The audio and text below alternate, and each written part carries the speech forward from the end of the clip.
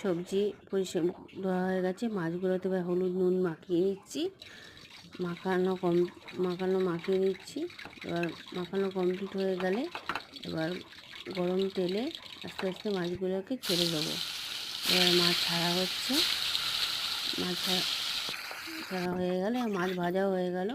এবার তুলে নিচ্ছি, একটা জায়গায় রাখলাম। রেখে কড়াই তেল গরম হয়ে গেছে। কাঁচা লঙ্কা, কালো জিরে, সবজি সব দিয়ে ভালো করে ভেজে নিয়ে নুন টুন দিয়ে এবার তারপরে হলুদ দিয়ে আবার একটু ভাজলাম। ভাজার পরে এবার জল ঢেলে দিচ্ছি। জল ঢেলে দিলাম। এবার ঢাকনা দিয়ে দেবো। এবার ঢাকনা দেওয়া এবার সেদ্ধ হয়ে গেছে সবজিগুলো। তারপরে মাছগুলোকে ছেড়ে দেবো। ছেড়ে দেওয়ার পরে একটু ফুটিয়ে নিলাম। এবার তরকারিটাকে, মাছের ঝোলটাকে নামিয়ে নিলাম।